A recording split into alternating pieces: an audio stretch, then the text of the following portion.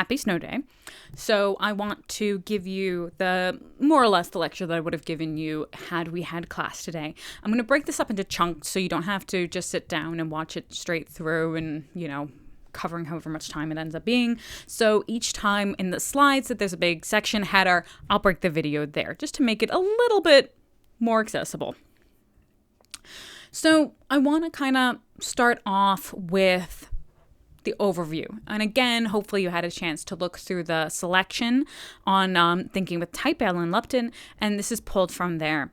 So talking about how we impose a structure and how we parse or understand the information, how we kind of analyze it ourselves. So a typographic hierarchy expresses an organizational system for content, emphasizing some data and diminishing others.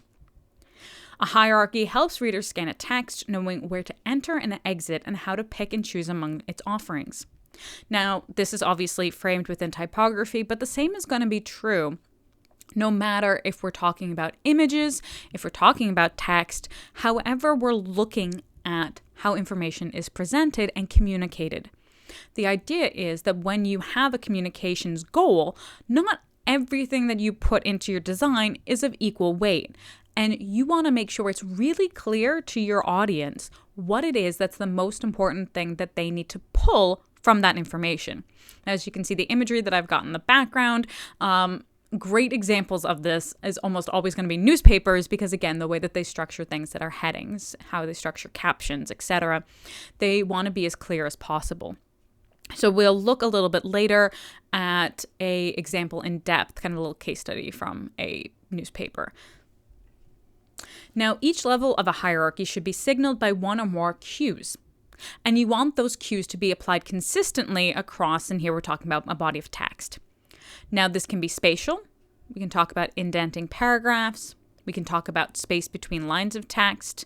We can also talk about spacing among elements in the text, where things are placed within a page or a composition. Now, we can also do these things graphically: size, style, cover, color, or typeface. And again, this is particular to text, but again, things like color, things like shape, those are going to give cues to the reader about information. For example, we understand a red, yellow, green color system in terms of importance and in terms of maybe danger. So there are lots of different variations possible, but to take into consideration what cues your design are giving the reader, and so you can kind of guess how they're going to understand what you're presenting to them. Now, what goes along with that is when thinking about the cues, building in some redundancy. So if you're a writer, you're probably going to be told, get rid of redundancy, write as much as you can in as few words as possible. Now, when we're looking at graphic design, some redundancy is acceptable, and sometimes it's even recommended. We're going to start off by thinking about applying one cue, and then you're going to see if it works. And this is where, again, we look at that iterative process. Look and see, is that enough, or do you need another level of redundancy?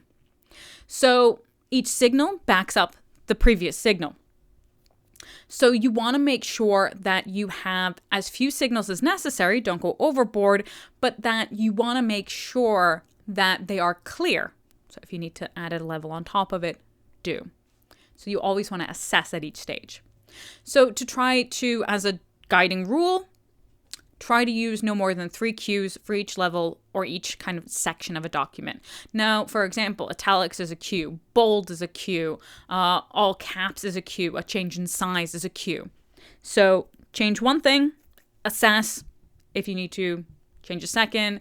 If you have to add more than 3 cues, there's probably a better solution available. So here's a kind of zoom in on a example of hierarchy that was in that text reading that I gave you. So we're looking at a hierarchy within angels, clergy, and parts of text. These are all places where there are, in fact, hierarchies. So, who's top and who's bottom in terms of an angel, an archangel, a cherubim, and a seraphim. So we can look at that, and then again, you can go through the various levels of clergy in the same way as the parts of text. So looking at these, you can have a sense of, for yourself, which of these 4 options are clearer, and what is it that makes them more or less clear to you. Is the ABCD redundant in the one on the furthest to the left? Do you need more information when you're, say, looking at divisions of angels, not angles, furthest to the right? So think about what works best and why. So emphasis, if you are working within the text body, usually only requires one signal. If you are separating out headings, captions, things like that, that's when you want to build in that redundancy. Italic is the standard form of emphasis, but there are many alternatives.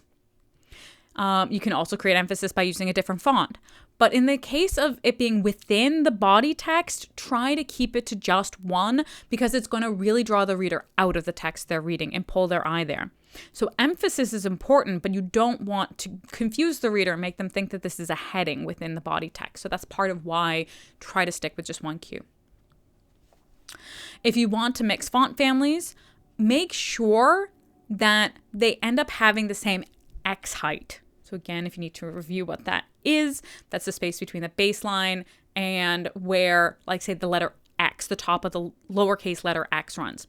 Now you can see on this example on the right why that might be preferable. You want to make sure that if you are in the body text, you don't want to draw the reader out of their reading. And so if suddenly there's something that's smaller or larger visually, you want to make sure that it doesn't jar the reader. So as you can see here, if you use the same point size, that doesn't mean that they're going to line up perfectly. So you want to visually make sure that those two things would line up. So that's just a little bit of fine tuning that you might need to do. So I'm going to break this recording. In the next section, we're going to talk about the shape of information.